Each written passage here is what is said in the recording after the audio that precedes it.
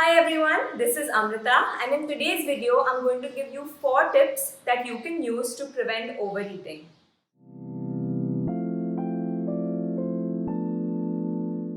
One thing we need to understand is that eating too much of anything, even super nutritious food, can backfire on our health and weight, which is why it's really important that we understand portions and address overeating.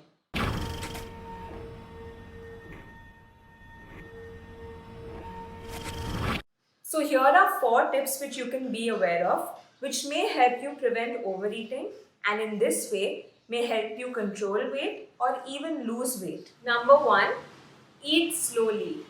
When we start eating, our stomach starts getting filled, but this is only one thing and one sign that tells our body that there is energy and that we have eaten. The other part comes from the brain. The brain tells the stomach to secrete certain hormones which tell the body that it has had enough and it's now time to stop eating. But these hormones take some time to communicate with each other.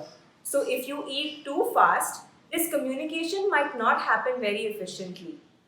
If you eat slowly though, this gives all your hunger hormones enough time to talk to each other, to analyze and to help you realize that you are now full and you can stop eating. Chances are you might end up eating lesser food than you normally do while still feeling as full as you normally do. Win-win, right? So chew your food slowly and make sure you pace your meal out maybe over 20 to 30 minutes.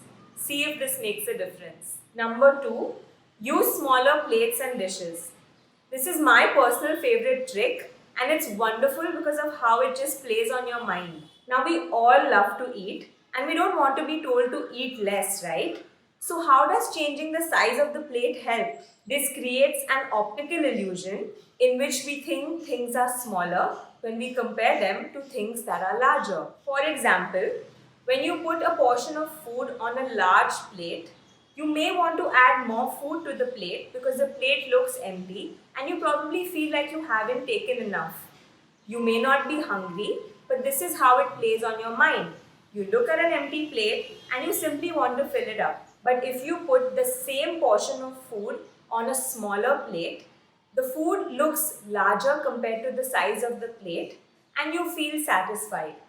Even though it's the same amount of food, the plate looks full and this is satisfying enough for you mentally to feel like you've eaten enough. In this case, chances that you'll overserve or overeat are lesser. Another way that choosing smaller plates and smaller cutlery works is that you're forced to serve yourself multiple times. And what happens when you serve yourself multiple times is that your brain is forced to think every time you take another portion whether you truly want more. This feedback allows you to decide how, when, and how much to eat. Third, sleep. Could you imagine that simply sleeping more could help you lose some weight? Seems too easy now, but it's true. Sleep impacts your hormone levels of ghrelin and leptin, which are your hunger hormones, which tell you when to eat and when to stop eating. So when you sleep fine, these hormones function fine.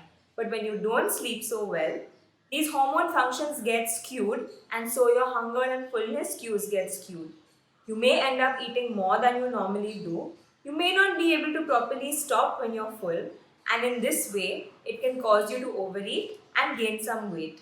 Also, in this sleep deprived state, you do tend to crave more fatty and sugary foods which may cause you to reach out to these foods which may again pile on more energy than you would normally need or eat. And once again, lack of sleep impairs judgment, so you may not even be able to accurately and appropriately decide how much to eat. Moral of the story, sleep. Aim to get at least 7 to 8 hours of quality sleep every night. Number 4, maintain a food diary. Quite simply, this just means log down whatever you eat every day in a systematic manner. How and why this helps is that when you read and see what you eat, it helps you identify food patterns which may not be so ideal for you and your goals. For example, you may realize that at 5 p.m. every day, you reach out for some chips or some cookies or whatever is handy and easy to access. This will give you the insight that you need to plan a snack for this hour of the day. Your food diary can also give you an idea of where in the day you're getting more hungry, whether you're overeating or eating excessively at some meals. And all of this again can give you insight as to how to plan your meals and what kind of foods to choose at each meals. It will also give you insight about whether you're eating from hunger, from boredom, or from other emotional reasons. And you can check my video about the impact of food on mood right here. If you've never tried maintaining a food diary, I highly recommend it. I still sometimes do it when I feel like I'm having really busy days or have just had a couple of chaotic days food wise. There's more to weight loss than just the food that you eat, and these small tips can go a really long way towards helping you meet your weight and health goals. And they're so effortless, really. Do give them a try. That's all for today. I hope you enjoyed this video and found it helpful.